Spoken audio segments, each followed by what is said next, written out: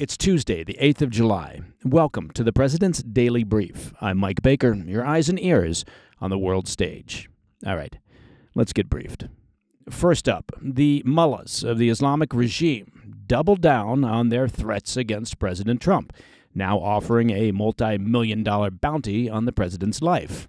Well, that doesn't sound like the religion of peace. And we're learning just how close the Iranian regime came to killing one of Trump's top former officials. Later in the show, Trump's patience with Putin, may finally be running out. The president says he's, quote, very unhappy after a tense phone call with the Russian leader, and hints that new sanctions could be on the way. Plus, the latest on those deadly floods in Texas. A rookie Coast Guard rescue swimmer is being hailed as a hero after saving 165 people on his very first rescue mission. And in today's Back of the Brief, the Houthis, they're back to their old ways, attacking commercial shipping for the first time in months. Now, Israel is hitting back with airstrikes deep inside Yemen. But first, today's PDB Spotlight. While the Iranian regime is still assessing damage and recovering from Israel's 12-day war and the American bombing campaign on their nuclear facilities, religious leaders and media groups inside the Islamic regime are upping their threats against President Trump and encouraging followers of Islam to wage a holy war against America and Israel. The latest escalation comes courtesy of Iranian regime-linked media outlets and Telegram groups, which are now directly calling for the assassination of President Trump. According to several Israeli news outlets, these Iranian platforms are circulating assassination bounties exceeding $18 million as part of a psychological warfare initiative seeking to galvanize their supporters into taking action, while apparently giving the Iranian government some degree, minimal degree, of plausible deniability.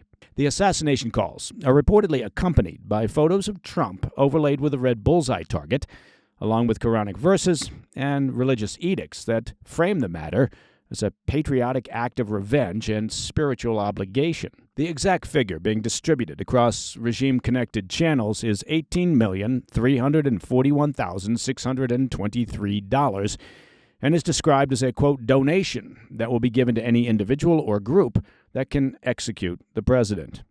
While the Iranian government has not endorsed or even commented on the bounty, Western intelligence officials that spoke with the Israeli publications J-Feed and Israel Hayom say the campaign marks a disturbing escalation from symbolic threats to direct incitement. They say, quote, regime-adjacent actors are likely pushing the campaign through third parties, so there's no provable link to the government. One unnamed analyst told J-Feed, quote, this is how the Iranian regime exports terrorism without leaving fingerprints. Well, there's fingerprints, really, for anybody with common sense. They let the proxies and civilian media do the dirty work, he said, while Tehran pretends its hands are clean. Counterterrorism experts say this is exactly the kind of material that seeks to inspire lone wolf actors or extremist militias to take matters into their own hands. While the Secret Service has not commented on the development, President Trump's security detail has reportedly been bolstered since the threats surfaced. As our regular listeners likely know, the assassination bounty comes in the wake of a fatwa issued on the 29th of June by Iran's top Shiite cleric, Grand Ayatollah Nasser Makarem Shirazi. Now, that religious decree stated that President Trump, Israeli Prime Minister Netanyahu, and anyone who threatens Iranian Supreme Leader Ayatollah Ali Khamenei are, quote, waging war against God and should be punished by death. The Grand Ayatollah branded Trump and Netanyahu as enemies of God for their roles in the recent 12-day war, which has left Khamenei's hold on power in a questionable state. The decree calls on Muslims around the world to unite and bring down American and Israeli leaders, which Islamic experts said was a not-so-thinly veiled incitement to terrorism. The Grand Ayatollah even promises that any Muslims that, quote, suffer hardship or loss in their fight against the enemy will be divinely rewarded by Allah. He's since been joined by Ayatollah Ahmed Khatami, another senior Iranian cleric, who called for the murder of Trump and Netanyahu during a sermon on Friday. Khatami is deeply connected to the country's political establishment, serving as a member of the Iranian regime's Guardian Council and Assembly of Experts. Well, so much for their plausible deniability. For context, the Guardian Council oversees all elections and has veto power over legislation, while the Assembly of Experts is charged with appointing the supreme leader of Iran. Khatami told a crowd of attendees on Friday that Trump and Netanyahu must be executed in accordance with Sharia law over the war in Gaza and the 2020 assassination of former Quds Force commander Qasem Soleimani.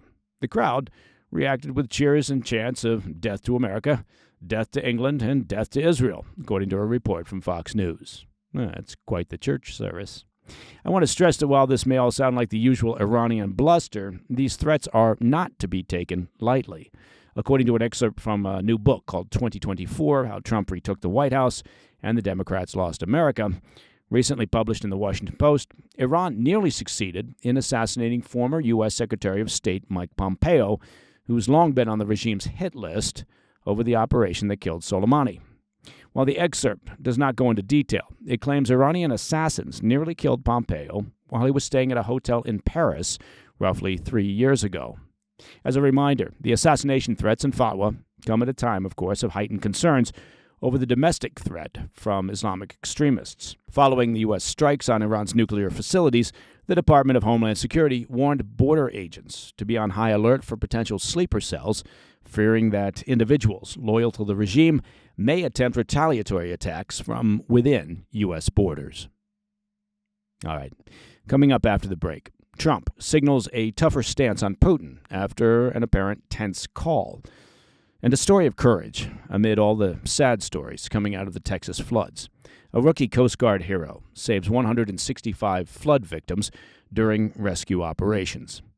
I'll be right back. Hey, Mike Baker here. Now, did you know that July is National Grilling Month? Well, it's true. So, in honor of that, let me tell you about a great company producing some of the finest beef in the country. Because in a world full of corporate meat factories and shrink-wrapped average beef, well, you need to know where to find the good stuff. I'm talking about Tri-Tails beef. Now, Tri-Tails is a fifth-generation Texas ranch raising black Angus cattle the right way. Pasture-raised, grain-finished. It's great-tasting beef delivered straight from their ranch to your doorstep. It's that simple. And for National Grilling Month, they're giving PDB listeners something special. Go to trybeef.com/PDB, and you'll get 2 free flat iron steaks with your order, just for stocking your freezer with great-tasting American beef. No grocery store games, no feedlot fillers, just real beef from folks who still believe in doing things the right way. Go to trybeef.com/PDB. That's trybeef.com/PDB. Welcome back to the PDB. Another record-setting aerial assault slammed Ukraine Friday, just hours after a tense phone call between President Trump and Russian leader Putin, during which Trump warned that fresh U.S. sanctions could be on the table. Speaking aboard Air Force One, Trump said he was, quote, very unhappy with the call and made no progress convincing Putin to scale back the Kremlin's military campaign. Well, that might be because Putin has no interest in peace, and hasn't ever since he launched this invasion some 3 years ago. Trump told reporters, quote, Putin wants to go all the way. It's no good. Adding that while he's held off on additional penalties for months in hopes of a diplomatic breakthrough, that may soon change. The president said, quote, we talk about sanctions a lot. Putin understands that it may be coming. According to Putin's foreign affairs advisor, the Russian strongman reiterated that he would not abandon his war aims and insisted Moscow is still searching for a, quote, political negotiated solution. Oh, that's a line that Trump seemed to dismiss outright. Well, yes. Hours later, the largest drone and missile barrage of the war blanketed Ukraine. Over a 7-hour span, Russian forces launched 550 Iranian-made drones and 11 missiles, injuring at least 23 people and striking more than 30 targets in Kyiv. Emergency crews scrambled across debris-strewn neighborhoods, while the night sky lit up with explosions. Ukraine's air defenses reportedly shot down 270 of the drones, while 208 vanished from radar, likely jammed or they were decoys. Russia claims it only struck 8 sites using just 63 drones and 9 missiles, saying its targets were military infrastructure. However, the strikes extended beyond the capital, hitting parts of eastern Ukraine as well. The country's foreign minister posted on X calling the attack, quote, one of the worst so far, and described a, quote, horrible, sleepless night in Kyiv.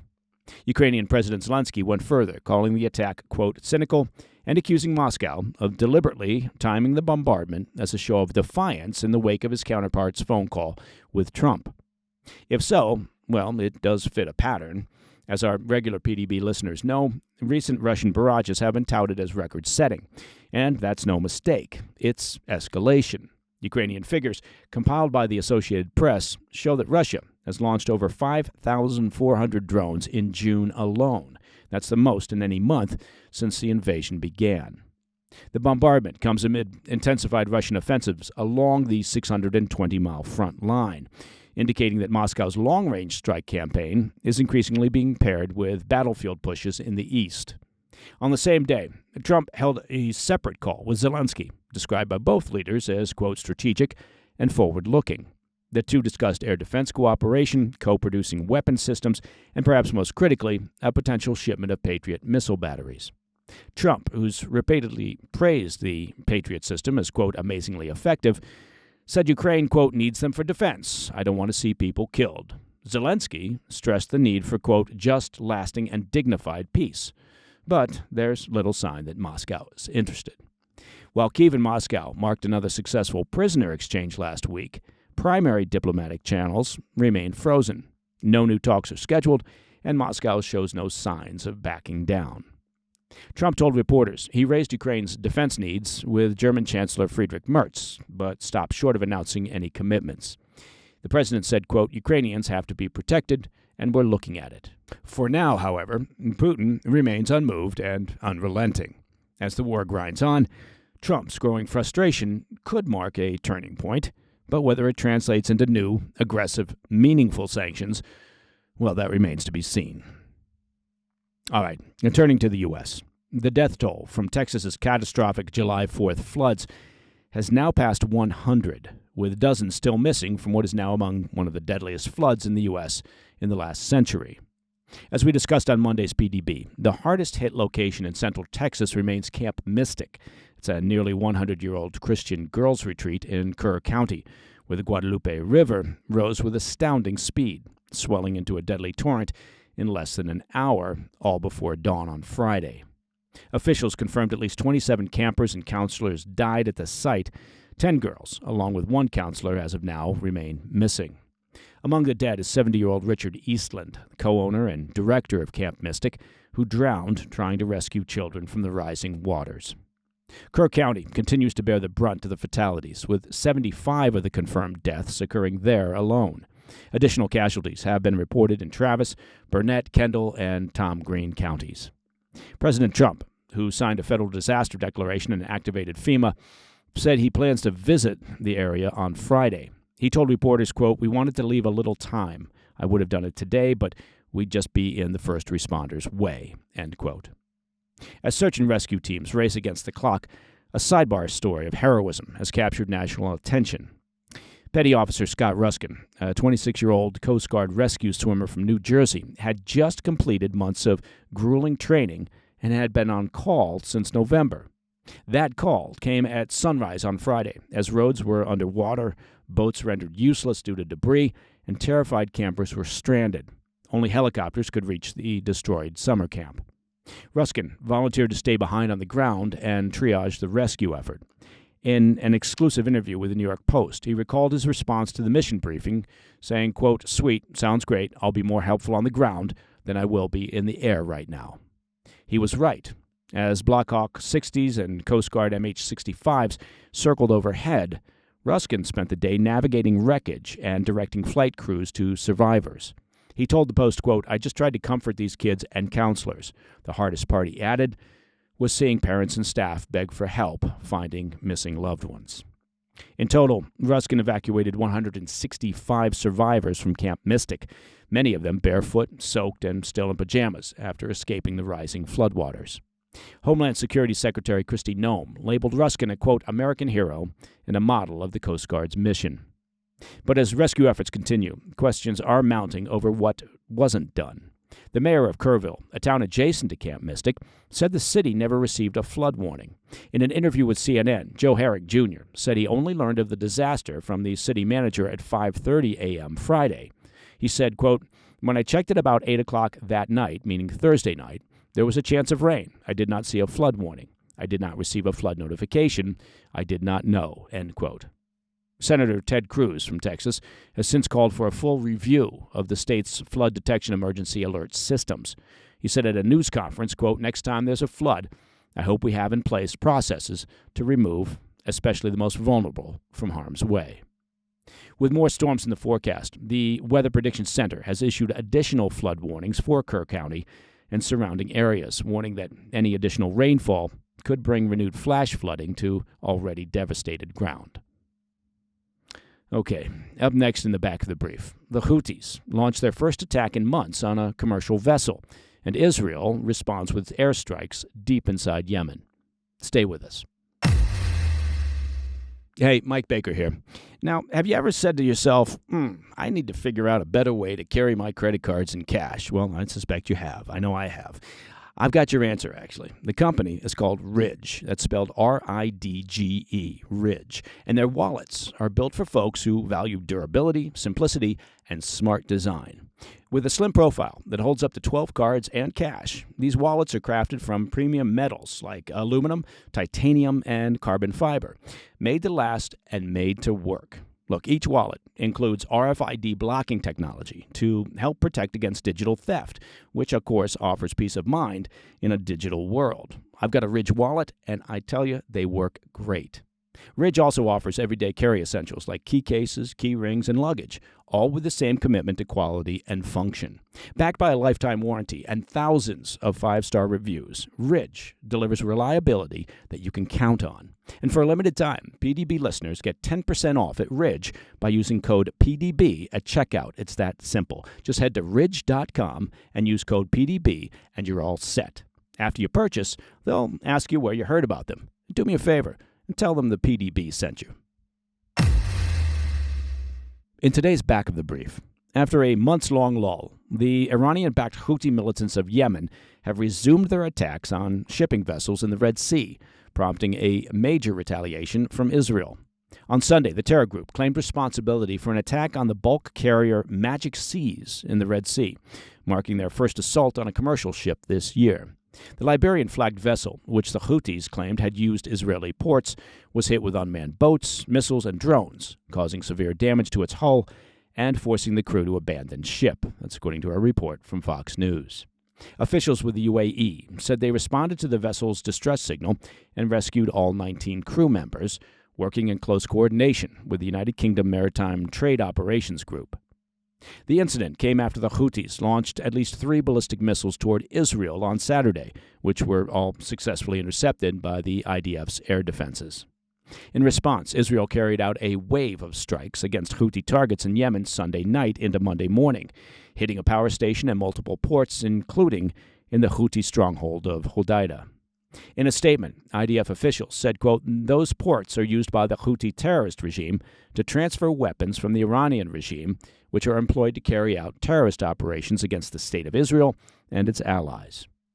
The strikes also reportedly destroyed the Galaxy Leader vessel. That's a cargo ship seized by the Houthis in November of 2023. IDF officials said the Houthis had since installed a radar system on the vessel, which they were using for maritime surveillance and operational planning. The operation marked Israel's first strikes against the Houthis since the U.S.-brokered ceasefire between Jerusalem and Tehran. In total, the IDF said more than 50 munitions were dropped by Israeli Air Force fighter jets on the Houthi targets. The militants responded by firing 2 ballistic missiles at Israel, setting off sirens in several southern West Bank settlements, though no impacts or injuries were reported. As a reminder, since Hamas launched its terror attack on Israel on the 7th of October back in 2023, the Houthis have carried out at least 145 attacks on commercial vessels, killing 4 sailors and sinking 2 ships. Their attacks have rattled global trade in one of the world's most critical maritime corridors, driving up shipping costs and disrupting critical global supply chains. In early May, following an intense bombing campaign by the U.S. that struck over 1,000 Houthi targets across Yemen, President Trump announced a ceasefire agreement with the militants, under which the Iran-backed group pledged to stop targeting American maritime assets in the Red Sea. But the deal did not include protections for Israel, and the Houthis have continued targeting the Jewish state with missile and drone attacks. Israeli Defense Minister Israel Katz said Monday that Israel's retaliatory strikes are part of a new campaign against the Iranian-backed terrorists dubbed Operation Black Flag. Katz warned that more strikes will follow if the Houthis continue their attacks, warning, quote, Yemen will be treated like Tehran. Anyone who raises a hand against Israel will have it cut off. And that, my friends, is the President's Daily Brief for Tuesday, the 8th of July. Now, if you have any questions or comments, please reach out to me at pdb@thefirsttv.com. And if you're so inclined, you can listen to the show ad-free simply by becoming a premium member of the President's Daily Brief by visiting pdbpremium.com. It's that simple. I'm Mike Baker, and I'll be back later today with the PDB Afternoon Bulletin. Until then, stay informed, stay safe, stay cool. Hey, thanks for tuning in. If you enjoyed this video, don't forget to hit that like button and leave a comment, a really positive, nice, and kind comment. That would be appreciated. And if you're not already subscribed to our channel, make sure to subscribe and turn on notifications so you don't miss any of our daily updates.